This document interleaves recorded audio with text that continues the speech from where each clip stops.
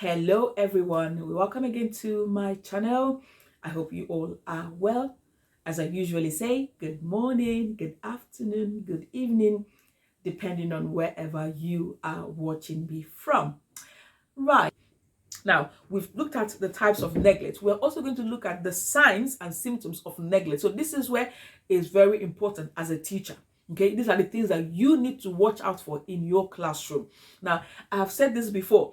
If, for instance, you don't, as a teacher, right, you don't notice the signs of what is going on. Now, you might say, how do I? There are 30 children in the class. How am I? You would know. You would know. As a teacher, you sort of, yes, there are 30 children in the classroom, but you sort of know your children. You know them, okay? You sort of know them. Yes, you're their teacher, but I don't know how to describe it, but you know each of those children, what they can do and what they cannot do. You know what they're capable of and what they're capable of. You know what they're like behavior-wise. You sort of know because you spend how many percent of your time with these children every single day. So you begin to pick these telltale signs of when things are not right in with a child in your class. Now, things to look out for is tiredness.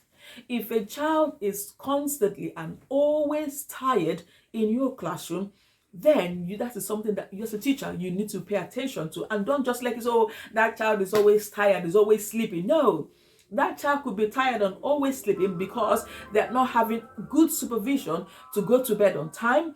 They're not having good supervision maybe to put off their devices so they can have enough sleep to be able to be alert in the classroom. Okay, so these can be neglect from the parents' point of view, that you're not ensuring that your child gets adequate sleep so that they are fit and well to come to class. So if a child is continuously tired, then that should ring alarm bells. That should make you worried as a teacher. And therefore, you then need to speak to someone so that it can be followed. It could just mean that the child is not sleeping well because of various reasons. It could be that the child is scared. It could be that the beddings are not working for the child. It could be that the child needs the lights off or the lights on, something. Okay, so that is why as a parent, you need to be vigilant. And as well as a teacher, you also need to be vigilant so that you trace whatever it is with the help of the school and social care to fix the problem.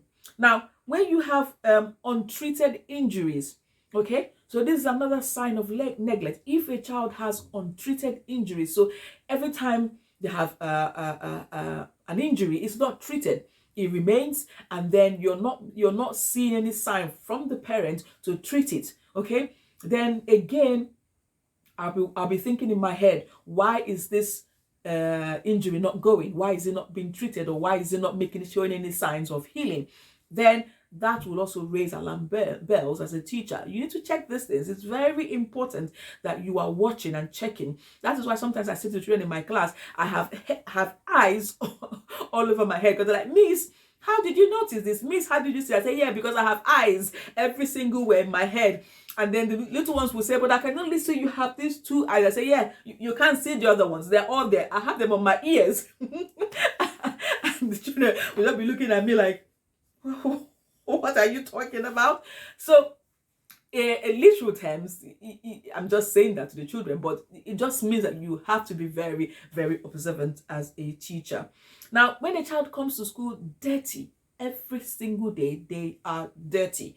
They wear the same clothes, and if they have a stain on that particular cloth and it's still there in, day out, it's not being washed, again, this can be a sign of neglect. Now, you have people who maybe they're in poverty, they don't have, so they might have worn out clothes. If a cloth is worn out, it's something different to just being unwashed. Okay, when clothes are worn out, you can see that they are washed, but they are old and they are worn out because maybe lack of funds to buy a new one.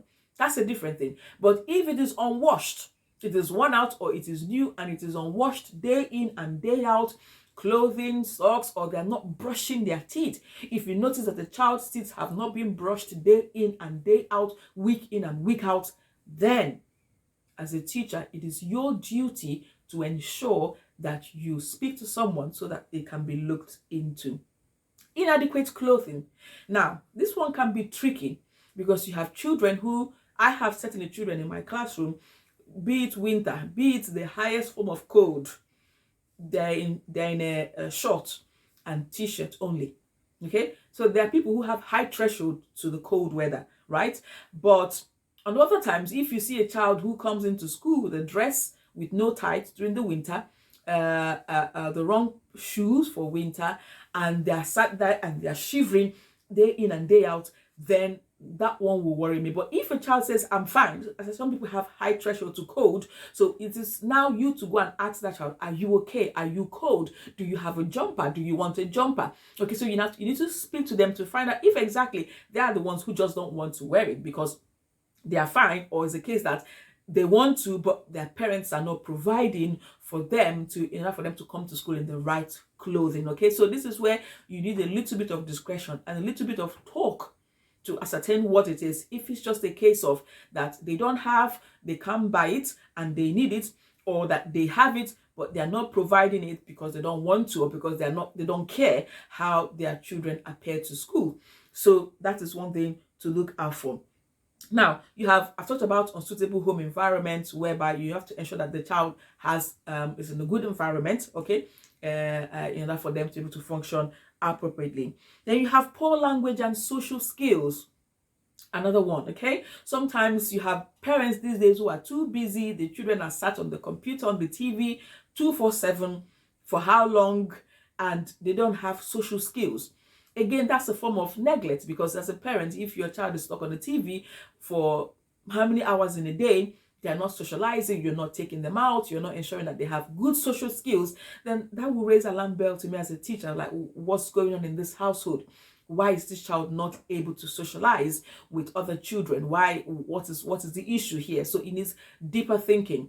Now, some children could just be speech delay. If it's for poor communication and poor language, it could just be speech delay. So again, you need to then explore this thing to make sure that it's nothing to do with speech delay. And if it is speech delay, why is it speech delay? Is it speech delay due to the neglect of parents not stimulating the child enough? Or is it speech delay due to some underlying medical condition?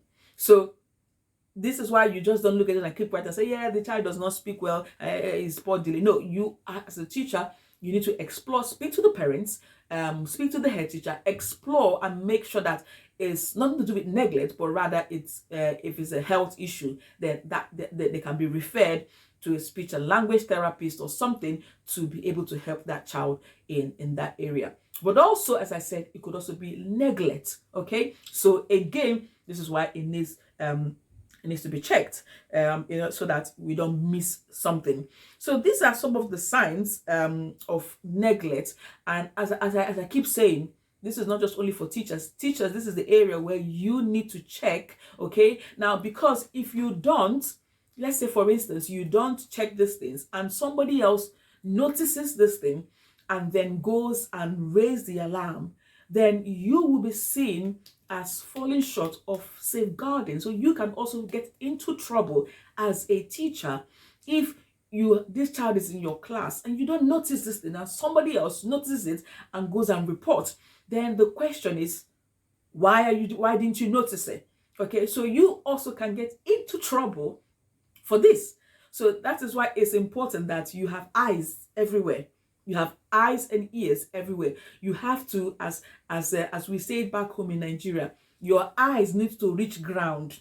Yeah, speaking English, your eyes need to reach ground in this job, in this role, because you need to cover yourself.